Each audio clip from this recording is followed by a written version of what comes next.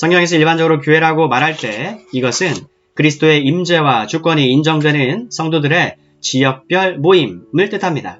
하지만 이에 더하여 지역교회에 있는 참으로 거듭나고 영적인 사람들은 동시에 보이지 않는 영적 교회, 즉 그리스도의 참된 몸의 일원입니다.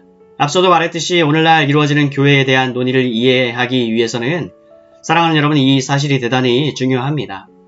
이제는 그 다음 문제를 살펴봅시다. 이것은 교회의 연합이라는 문제입니다. 이것은 오늘날 대단히 중요한 문제입니다. 몇 가지 사실은 반론에 부딪힐 위험 없이 확실하게 말씀드릴 수 있습니다. 성경의 가르침에 인도받기를 원한다면 성경이 관심을 가지고 있는 연합은 영적인 연합이라는 사실에 즉각 동의해야 합니다. 요한복음 17장이 잘못 인용되는 일이 얼마나 많은지요. 사람들은 문맥을 무시하고 한 구절만 떼어냅니다. 21절을 인용해 그들도 다 하나가 되어 라고 말하고는 그걸로 끝입니다. 그들은 또 교회에서의 분열은 가장 큰 죄라고 주장합니다. 분열이 유감스러운 일이며 분파주의가 분명 죄라는 사실에는 물론 동의합니다.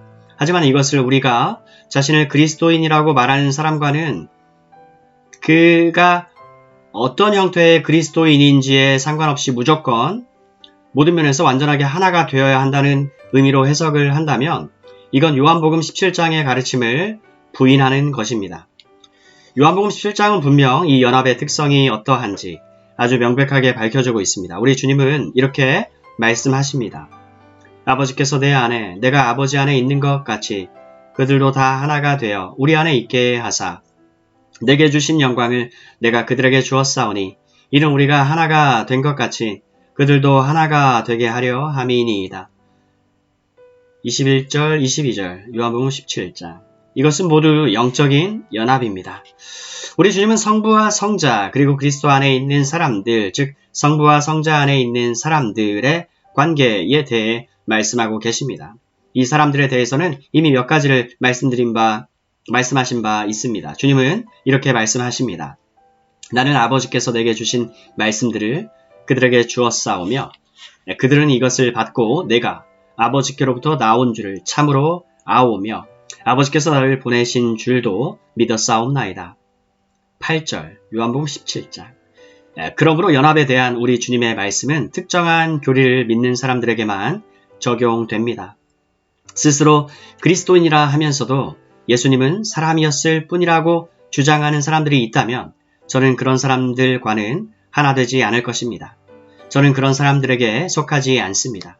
그들이 스스로를 그리스도인이라 할지는 모르지만 그들이 이것을 믿고 받아들이지 않았다면 연합의 근거가 없습니다. 이 연합은 영적인 연합입니다.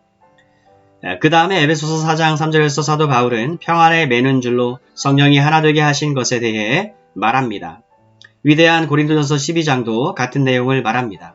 몸의 유추가 옳은 것이 되려면 본질적이고 유기적이고 영적인 연합이 있어야 합니다. 각 지체들이 서로에게 속해 있지 않고 같은 생명을 소유하고 있지 않다면, 그들에게 같은 피가 흐르고 있지 않다면 그들은 조화롭게 일할 수 없습니다. 에베소서에서 사도 바울은 다시 한번 말합니다. 이는 그로 말미암아 우리 둘이 한 성령 안에서 아버지께 나아감을 얻게 하려 하심이라. 에베소서 2장 18절. 그러므로 첫째로 강조해야 할 것은 성령입니다. 성령. 연합은 영적인 것입니다. 영적인 것. 이것은 단순한 기관들의 합병이나 서류상의 합의가 아닙니다. 의견이 다름에도 불구하고 공동의 목표를 위해 연합한 것도 아닙니다. 성경에는 이런 개념이 나오지 않습니다. 이 연합은 신비하고 영적인 연합입니다. 지극히 중대한 생명의 공동체입니다. 두 번째 원리 역시 성경에 분명히 나타나 있습니다. 그것은 연합은 반드시 교리에 기초해야 한다. 교리에 기초해야 한다는 것입니다. 연합은 교리적이어야 합니다. 이미 요한복음 17장에서 이것을 보여준 바 있습니다. 우리 주님은 이렇게 말씀하십니다. 지금 그들은 아버지께서 내게 주신 것이 다 아버지께로부터 온 것인 줄 알았나이다. 나는 아버지께서 내게 주신 말씀들을 그들에게 주었사오며 그들은 이것을 받고 내가 아버지께로부터 나온 줄을 참으로 아오며 아버지께서 나를 보내신 줄도 믿었사옵나이다. 요한복음 17장 7, 8절 말씀. 우리 주님이 말씀하시는 말씀들은 자신이 하나님의 독생자라는 말씀을 뜻합니다. 이것은 성육신에 대한 말씀, 말씀이신 예수님이 육신이 된 것에 대한 말씀입니다. 이것은 주님이 아브라함이 나기 전에 내가 있느니라 하고 주장하신 말씀입니다. 요한복음 8장 58절 말씀. 이것은 주님이 기적적으로 세상에 오신 동정녀 탄생을 가르치는 말씀입니다. 이 말씀은 주님의 기적들에 대해 말합니다. 주님 자신이 자신의 기적들을 언급하시기 때문입니다. 요한복음 14장 11절 말씀. 이것은 또한 초자연적인 것들, 자신의 죽음의 목적, 그리고 성령의 위격에 대해 자신이 하신 말씀 등을 말합니다. 주님 자신의 죽음의 목적이 무엇입니까? 자기 목숨을 많은 사람의 대속물로 주는 것입니다. 마태복음 20장 28절. 그런데도 어떤 사람들은 우리에게 예수님의 독특한 신성을 부인하는 사람들, 예수님이 하나님의 독생자이심을 믿지 않는 사람들, 동정녀 탄생과 예수님이 행하신 기적을 믿지 않는 사람들과 깊이 연합하라고 요구합니다. 그들은 기적은 불가능하며 전설일 뿐이라고 말합니다.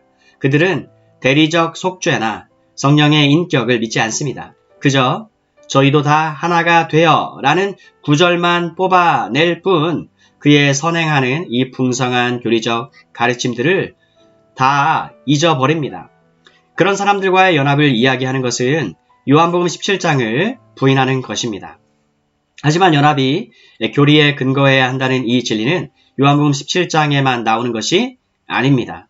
사도행전 2장 42절에는 오순절 직후에 그들이 사도의 가르침을 받아 서로 교제하고 떡을 떼며 오로지 기도하기를 힘썼다고 기록되어 있습니다. 가르침, doctrine. 성경은 축자적으로 영감된 책입니다. 한 단어 한 단어가 중요합니다. 한 구절 내에서 단어의 위치는 엄청난 중요성을 지닙니다. 최초의 신자들이 사도의 교제와 가르침에 오로지 힘썼다고 기록되어 있지 않습니다. 아닙니다. 사도의 가르침을 받아 서로 교제하며 떡을 떼며 기도하기를 힘썼습니다. 사도의 가르침을 받아 서로 교제. 다시 말해 교제가 있기 전에 교리적 공통성이 있어야 합니다. 교리적 공통성. 교제는 같은 믿음, 같은 진리, 같은 이해에 기초한 것입니다. 여러분이 그리스도에 대해 말하는 것의 의미와 여러분과 같이 있는 사람이 그리스도에 대해 말하는 것의 의미가 서로 다르다면 진정한 교제를 나눌 수 있겠습니까? 한 사람은 그리스도가 사람일 뿐이라고 생각을 하고 다른 사람은 아니 그렇지 않아. 그분은 영원하신 실체가 육신이 되신 거야 라고 이야기한다면 이 두 사람이 어떻게 동일한 예수님을 통해 하나님께 나아갈 수 있겠습니까? 믿음의 공통성이 있어야 합니다. 그렇지 않으면 상대방에 대해 마음이 불편해지며 그가 사용하는 용어가 무슨 의미일까 의심하게 됩니다. 사도행전 2장 42절에서는 사도들의 가르침이 나온 뒤에 교제가 나옵니다. 하지만 오늘날에는 교제가 먼저입니다. 사도행전 2장 42절에서는 사도들의 가르침이 나온 뒤에 교제가 나옵니다. 사람들은 자 모두 같이 모입시다. 모이고 나면 믿음의 문제에 대해 결정할 수 있습니다라고 말합니다. 그러나 우리는 교리의 하나됨이 없이는 교제를 나눌 수 없습니다. 요한 2서에 더욱 강력한 진술이 나옵니다. 누구든지 이 교훈을 가지지 않고 이 교훈, doctrine, 너희에게 나아가거든 그를 집에 들이지도 말고 인사도 하지 말라. 그에게 인사하는 자는 그 악한 일에 참여하는 자임이라. 요한이서 10절 11절 말씀. 이것은 사랑의 사도인 요한의 입에서 나온 말입니다. 사도 요한은 교리와 진리에 너무나 큰 중요성을 부여하는 나머지 사실상 너희는 그 사람을 너희 집에 들여서는 안 된다. 그렇게 하면 그를 격려하는 것이기 때문이다. 그에게 식사를 주어 그가 남은 여정을 가게 한다면 그의 거짓 교리를 격려하고 있는 것이다. 그렇게 하지 말라고 말합니다. 요한 1서를 읽어보면 그가 항상 같은 일에 관심을 가지고 있다는 것을 알게 됩니다. 그는 우리에게서 나간 적그리스도들과 그 추종자들이 있다고 말합니다. 그들은 우리와 함께 있었지만 나갔습니다. 그들은 분명 우리에게 속하지 않았습니다. 요한일서 2장 19절. 이것이 교리에 대한 문제임을 기억하십시오. 교리는 참된 교제를 위해 본질적이고 중대한 문제입니다. 그러므로 교회의 연합 문제를 논의할 때 언제나 연합의 영적, 교리적 특성을 가장 중요하게 여겨야 합니다. 특별하게 믿는 것이 없는 사람들과 연합하는 것은 전혀 어려울 것이 없습니다. 하지만 그것은 연합이 아닙니다. 연합이란 적극적인 것입니다. 연합은 무엇을 말하는지, 무엇을 믿는지에는 신경 쓰지 않고 모여드는 것이 아닙니다. 연합은 생명이며 능력이며 열정입니다. 연합은 사람들이 자신들이 공통적으로 가지고 있는 것으로 인해 결합하는 것입니다. 다른 무엇보다도 하나님의 교회의 연합은 그런 연합입니다. 교회의 긴 역사를 되돌아보면 하나님이 영적으로 그리고 교리적으로 마음을 같이 한 소수의 사람을 가장 귀하게 여기시고 크게 사용하신 사건을 종종 발견할 수 있습니다.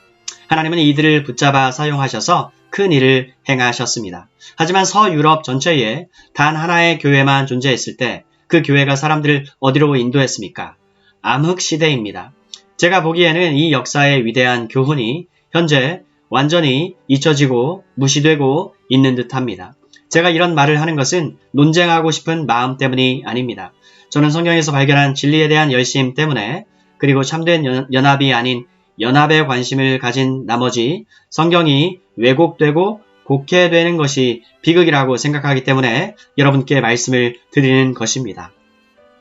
마지막으로 교회와 국가 간의 관계는 무엇일까요? 이 또한 대단히 논란이 많은 주제입니다. 로마 가톨릭의 개념은 교회가 국가이며 국가의 모든 일을 주관한다는 것이었습니다. 처음에 말씀드린 바와 같이 실제로도 그렇게 했습니다. 반대의 극단은 소위 에라스투스주의적입니다. 그것은 에라스투스라는 사람이 처음 주창한 견해인데 유감스럽게도 그는 의사였습니다. 저는 때때로 의학도들이 교회의 교리 역사에 끼어들었던 불행한 역사에 대해 반드시 말씀드려야만 한다고 느낍니다. 유감스럽지만 에라스투스는 교회가 국가의 한 부분이라는 해로운 교리를 장한한 사람이었습니다. 이건 말할 것도 없이 영국이 국교회에 대해 가지고 있는 견해입니다. Anglican Church. 영국 국교회는 에라스투스주의를 신봉합니다. 대부분의 루터파 교회들도 같은 견해를 채택합니다.